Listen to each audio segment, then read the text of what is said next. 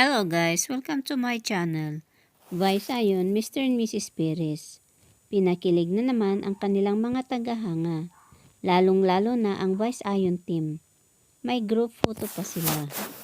Vice ganda walang takot sa pagpapabeauty. Sa klinik ng kaibigang si Dr. Vicky Bilo, andyan din si Dr. Aguada. Kwento pa niya, nagbibinata na raw siya. Gusto niyang nasa perfect ang kanyang ganda para sa darating na ABS ball. Kanyang pagpapabeauty, akalain mong 36 pins ang itinutusok sa kanyang mukha at nakakayanan niya ito. Samantalang ang mister na si Ayon Perez, busy sa kanilang practice ng basketball kasama sina Ogie Alcacid, Vong Navarro at iba pa sa mga magagaling na basketballista. Salamat mga kaibigan sa panunod sa Munting Kwento. Huwag kalimutang isubscribe ang aking channel. Kung di pa kayo nakakapag-subscribe sa Artista TV, isubscribe na ito upang lagi kayong updated sa mga paborito niyong mga celebrity. Hi guys! Pasensya na kayo sa bigote ko kasi tinanggal yung makeup ko.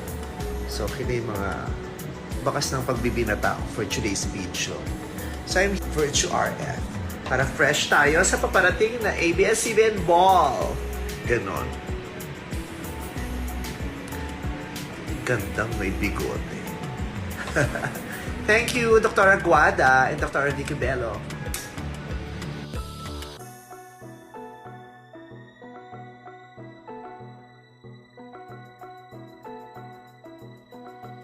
Ayan.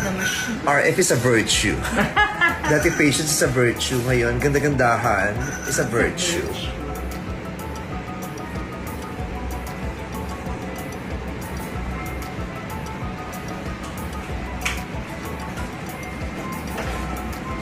Marami siyang needles. Ilang needles yung nandiyan dyan, do? 36 pins.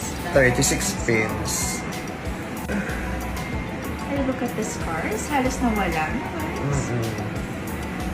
Nag-improve that.